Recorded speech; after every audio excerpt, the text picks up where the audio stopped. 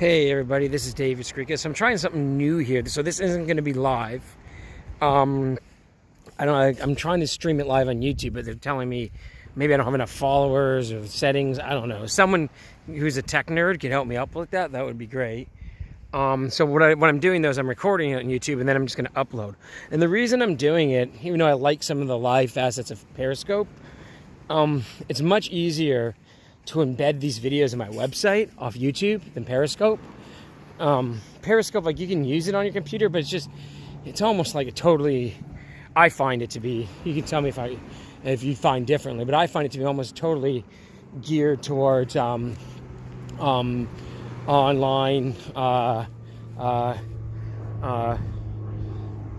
mean like on your phone, that sort of thing.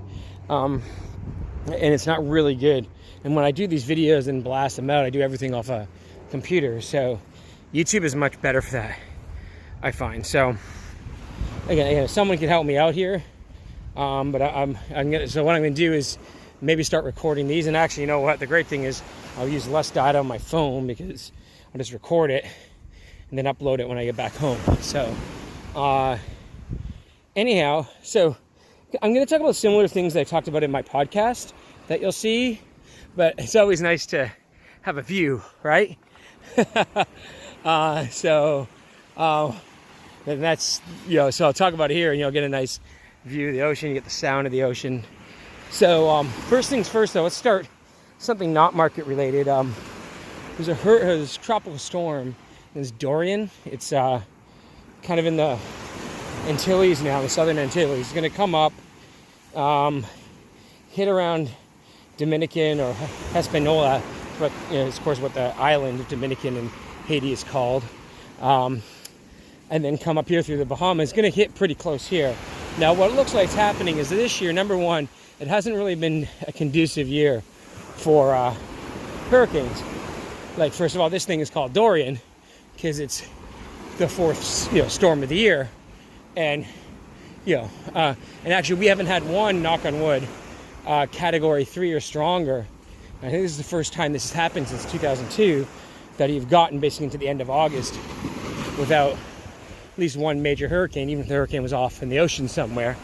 So if this one does look like the path is headed pretty close to where I live, but if it hits Hispaniola, and then with a lot of the wind shear that is here this time, this season, it looks like it's only going to be a tropical storm.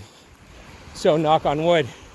I'm actually, the guy I bought the house from, to bore you with my details, but he did some shoddy work. The house showed really nice. I've been in it for almost 8 years now, and unfortunately I have to redo almost the entire roof this fall.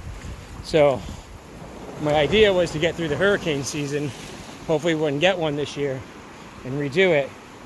So like I said, I don't want too major of a hurricane because I've been through Sandy and Irene here. Matthew wasn't a big deal here, hit more in Nassau. Here Matthew was 50, 60 mile per hour wind. So my roof as is right now, I would be a little worried in a major storm, which hopefully this doesn't look like it's going to be. So it's one of the downsides of living here. You can see how nice it is right now. Was that. So what I talked about in the podcast, though, just to get into that, I'll talk a little more. Actually, I might come out here Friday because the storm is supposed to hit Saturday morning or Saturday midday. So I might come out here Friday and just show you maybe how the surf is kicking up, or be cloudy, be windy, a lot different than this, right? It's kind of amazing, these things that you're sitting here on a Monday, and then by Friday, the weather's going to be the exact opposite. And it's going to happen. That's the thing, too. It's not just like some surprise storm that came in. You can see this thing coming from thousands of miles away. So it's really amazing. So anyhow, just to get to what I talked about. So last night we saw the futures down a few hundred. We saw gold up over 1550. And then Trump came out, said they were talking to China. Gold came off, was basically flat today. Futures climbed a few hundred points. China denied the rumor. It looks like what probably happened is maybe Mnuchin talk to someone. So we kind of have this catch-22, or if any of you watch Trailer Parks, it's your boys, like my man Ricky would say, a catch-23 situation. And what I mean by that is, let's give me another panoramic view here. What I mean by that is Trump wants to kind of butt heads with China, and I think, and I kind of agree with him on this, that we made a strategic error outsourcing all this production to China. And at the time when this all started in the 70s and 80s, it was using China as a buffer to the Soviet Union, almost like making them strong.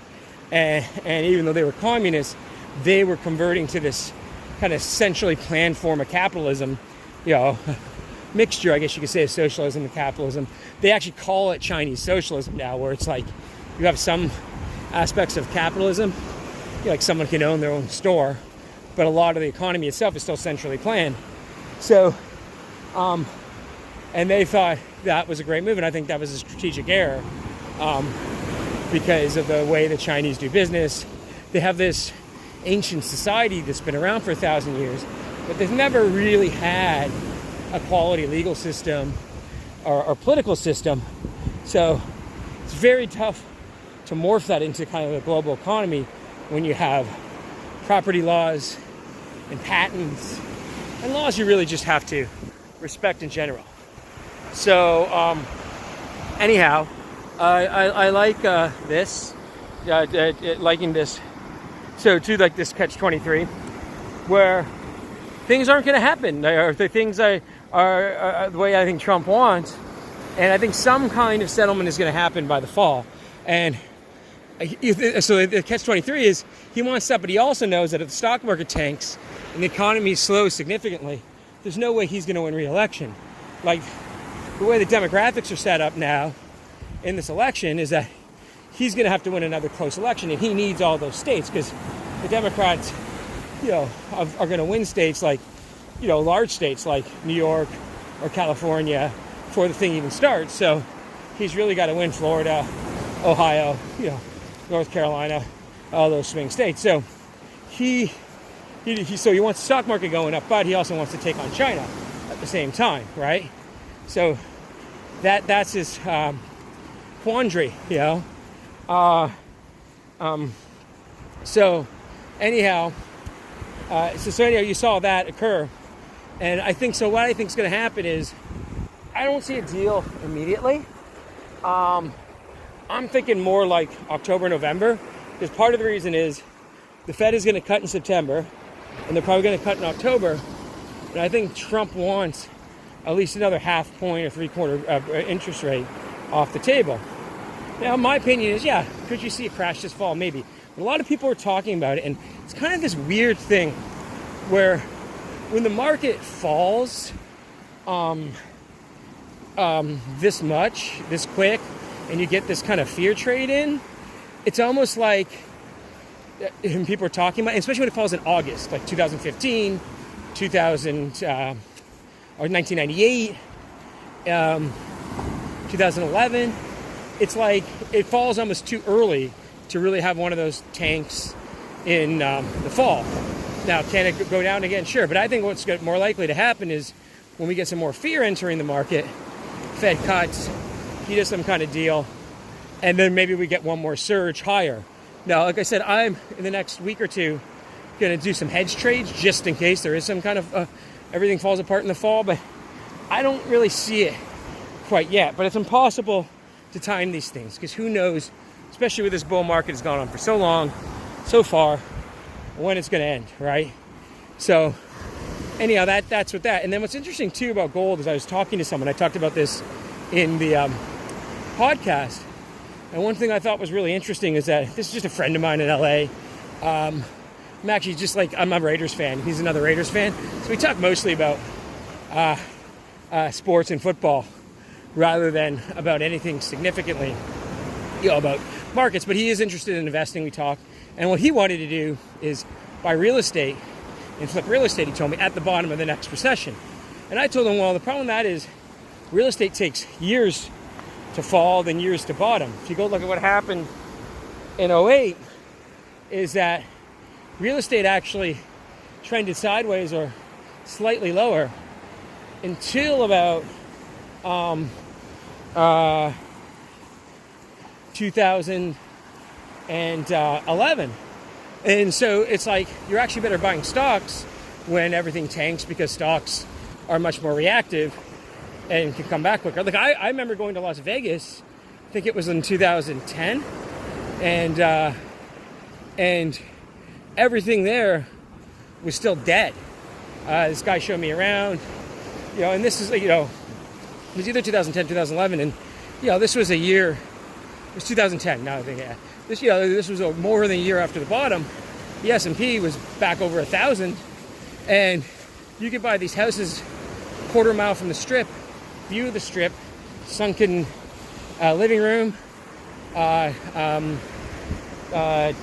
fireplace, pool, 250 grand, So that had not come back, and I did.